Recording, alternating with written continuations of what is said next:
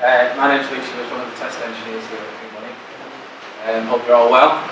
Just going to go through what estimation and the work that we do. Okay? So, what I want to go through today with you guys is simply what is estimating to start off with, the problem with estimates, the art of estimating, and some estimation techniques, which lead on to some tips at the end as well. Okay, but first of all, I just want to get us all warmed up. It's a little bit of exercise, keep us awake. So, just before I do this, has everybody got a pen? Yeah? Should have had them on your seats. Post-it note? Yeah? Okay. Right, simply, it's just a little exercise just to keep you awake.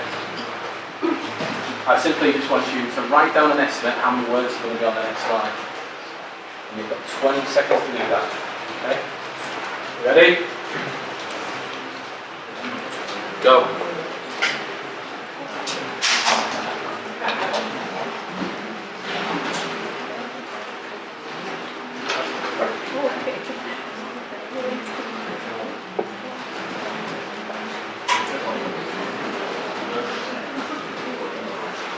Okay, that's it. Hands up. Okay, what I want you to do now, guys, is my team and my guys to hold your hand up. I just want you to simply pass your post-it note to them. One of these guys, they'll track them all for me. And then, guys, my team.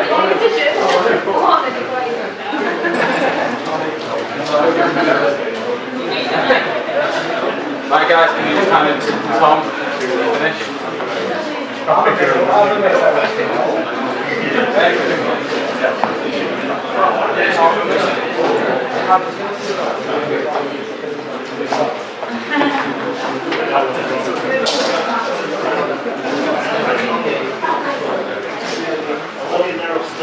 Oh, what's on? Yeah. Everyone, guys got what's on, yeah? Yeah? Cool. So, while Tom's just doing a bit of work for me, slate. I'm just going to go through what is estimating first of all. So simply, defined by Wikipedia, the estimation is the process of finding an estimate. It also says, or approximation, which is a value that is usable for some purpose, or it's even an input data which may be incomplete, uncertain, or unstable. Okay? So you might know how to test it, or how to know what we're testing, sorry, but how to test it could be unstable, that way. An example the other way. Some people in a business might challenge it. Is it just guessing? Okay? So, Wikipedia states that a guesstimate is defined as an estimate made without adequate or complete information, or more strongly, as an estimate arrived by guesswork or conjecture. Okay? Just something to bear in mind. Okay? So, the problems that we might deal on a day-to-day basis through projects through our life, through the estimate side of things. Problem number one, I want to go to, is the Lone Ranger. The Lone Ranger is someone like a project manager, business analyst, doing all the guesswork for the project themselves. Okay? One person doing all the estimates for a project, you might have came across this before, it's very unwise. Not even an expert estimating everything, such as a developer who's done for a long period of time, or testers for a long period of time, can get the guesswork right, or the estimate right. So, the question is now, how would groups be better? Okay? Just want to go for an example outside of IT. Take a jury, for example. There's been studies in the past, and very, very much trial and error by the court, that 12 non-experts, are better than actual 2 experts at judging people. The reason why for that is because people might not work in that environment, might think more outside the box, think of different objectives, different ways, different ideas. So they came to the conclusion that's the way for them.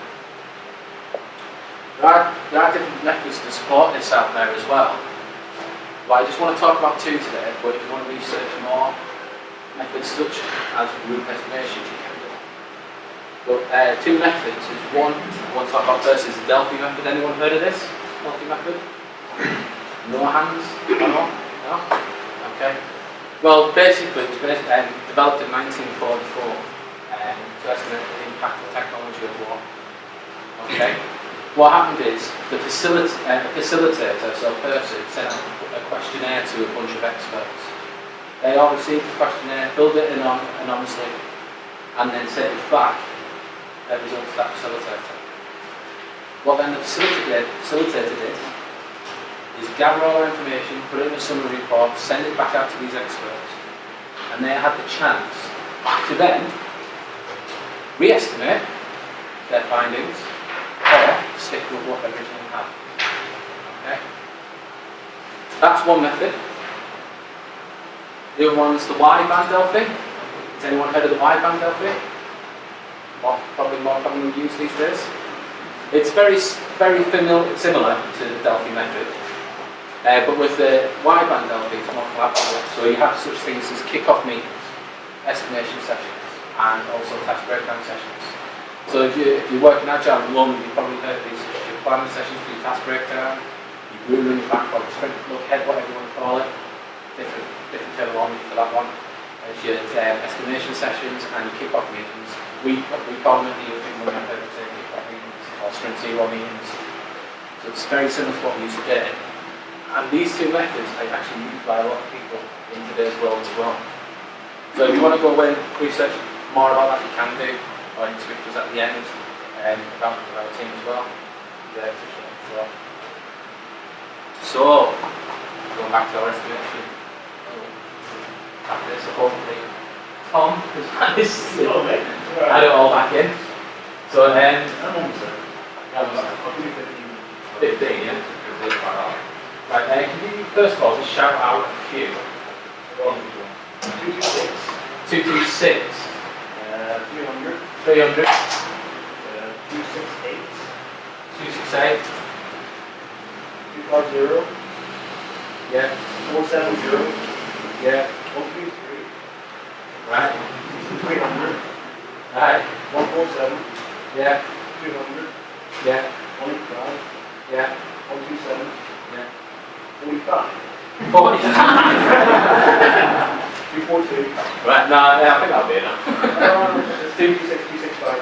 242, 265. Okay. So the lowest there is the obvious 45. Okay. The highest was 420. Okay, so as you can see, but when Tom was reading them out, as individuals we're estimating differently. So some shouted 123, 300, yeah, 147. Okay. So with that, excuse me, with that we can see that everyone estimates differently. But if we added them all together and averaged that result out as a group, what would that give us, Tom? 231. 231. Okay. So you can see, as a group, instead of being varied, we've become a lot more collaborative than that. And the actual answer is, comes up, 265. Okay. So, as you can see, 45 to 300 to 420, someone might have estimated incorrectly, and I want to touch on that 45 in a minute. But we take that silly 45 out of it. No idea. No idea. You haven't done that. Too fast for I was it. saying higher.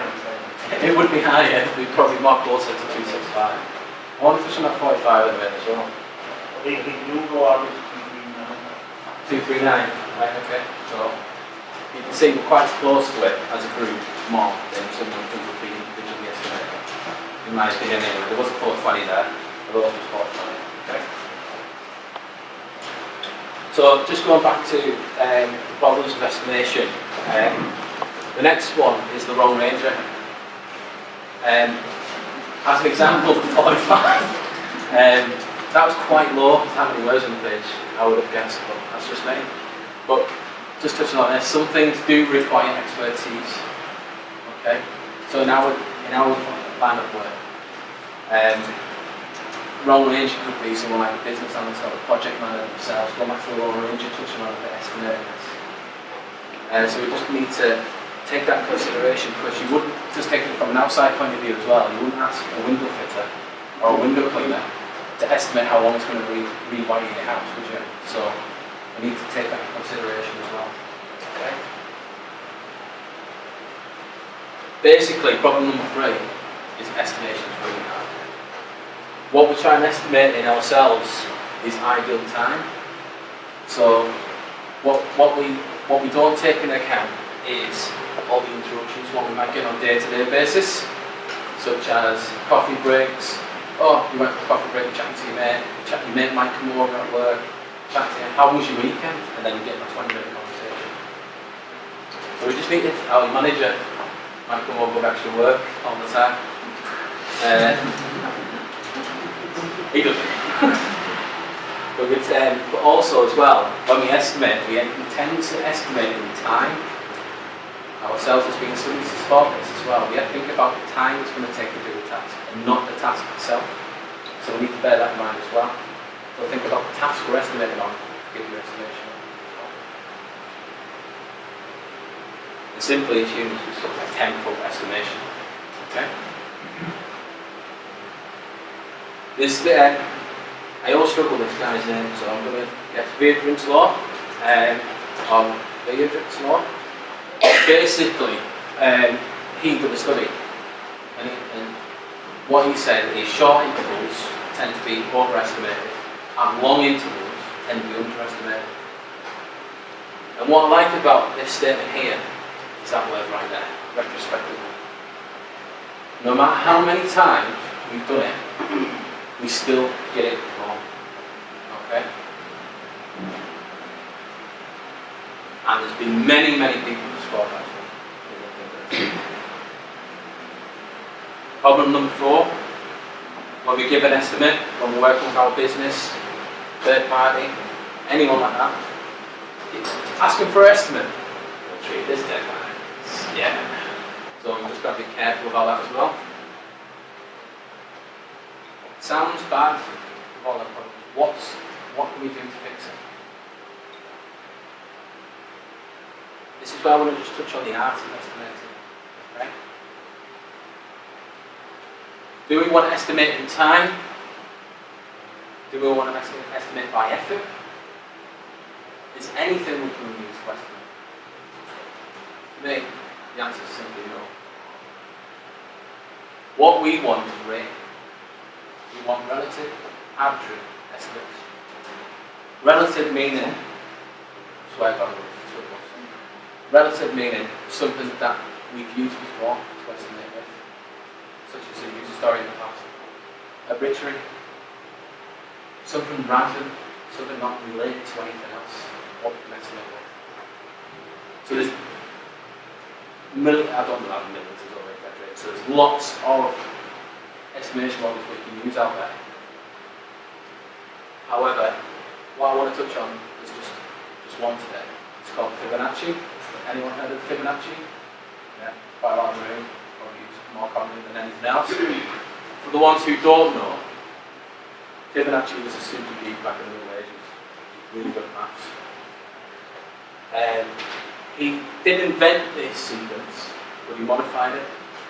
Basically, the last 2 numbers are equal to the next number in the sequence. We can use 0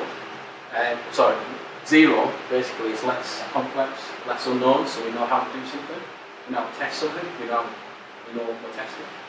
Higher we go, less it becomes more complex, more unknowns, and we don't know as much as we should do. We can use this to estimate simply making it relative. A job size of 2 is the size of 2 jobs of 1, size of 1. Okay? It does have its downfalls though. As you can see, it's duplicate 1s.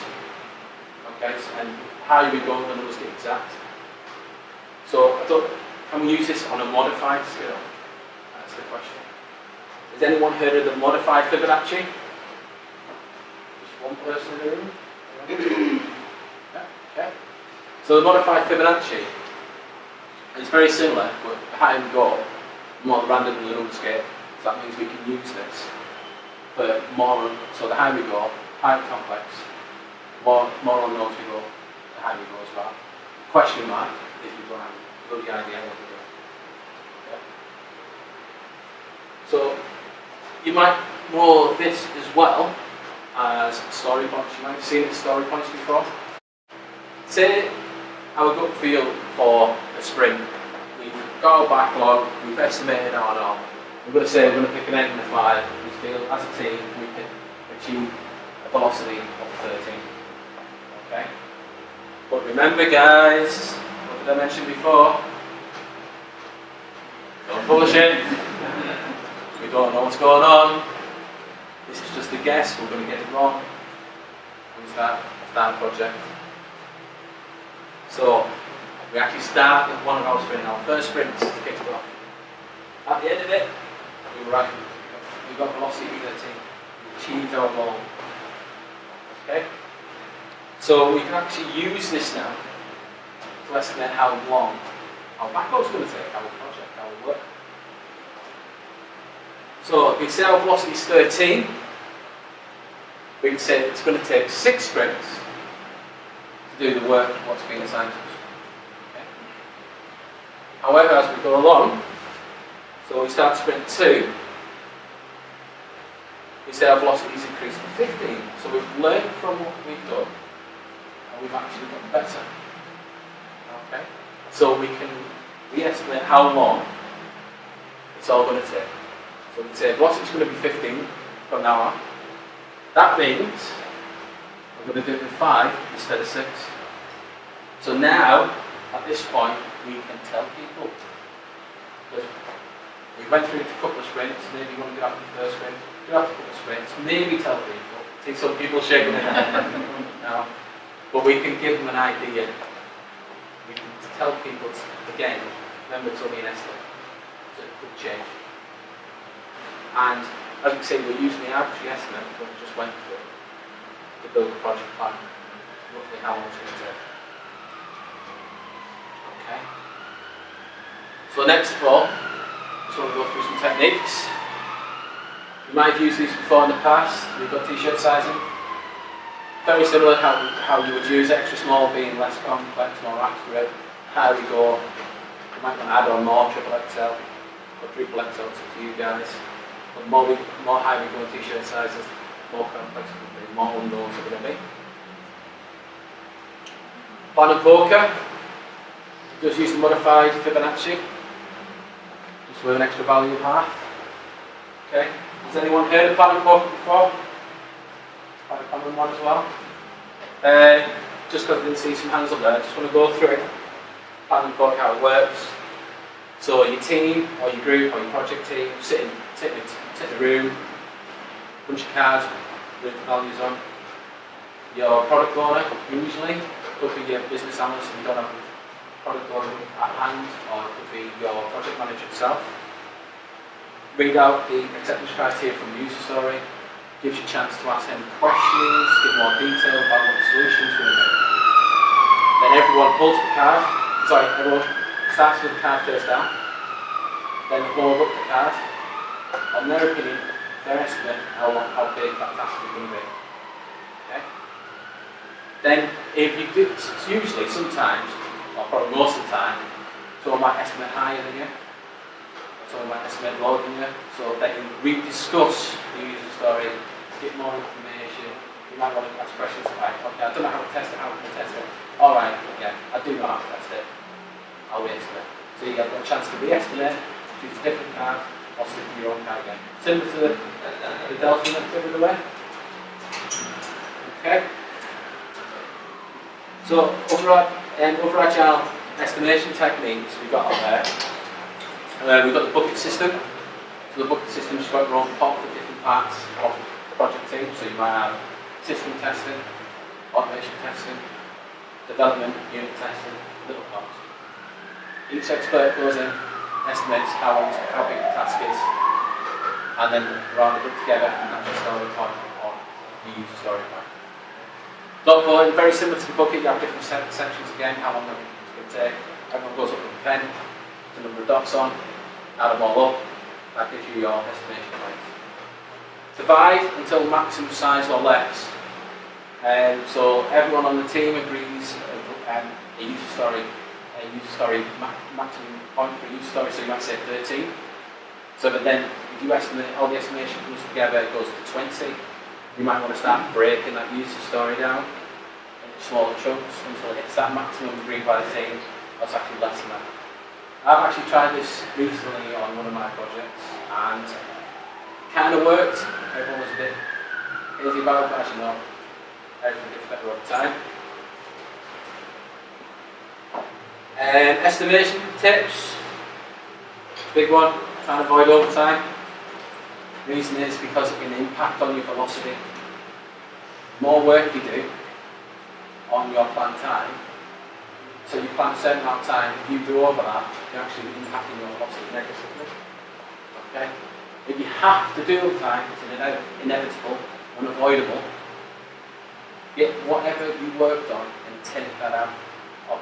Don't count that towards your velocity within that sprint, because it won't be a true reflection how that might take. Make assumptions explicit, as Martin just mentioned, probably stood up here. Any assumptions, so we assume quite a lot on angles. Make it explicit, write it down on the user story, write it down in the raid log or the risk log, make sure it's written down somewhere. No anchoring. What I mean by no anchoring is basically, to take from a testing point of view, you've got junior tester to start with them. They estimate something larger than what you think. You don't want to try and take that away from them. That's how long that's going to take them to do it. We don't want to influence them to try and bring that estimate down. It's not going to be a true reflection. Take planning poker, for example. We face our cards down. The reason why we place the cards down is because then we're not going to have an influence on anyone else's estimates in that group or on the table. Building slack. What I mean by that is try, when you're estimating, try and think about how long is this task going to take? What, maybe, are we going to get any defects from this? How many do you reckon? Just rough guess. Support issues, technical issues. Use your experience from in the past. If you have had to install certain tools, how long someone would take to install that? So you need to take them into consideration as well. And also, as I touched on earlier on, maybe extra work comes your way, so mates come over and so on together. So try and build this up a little bit better.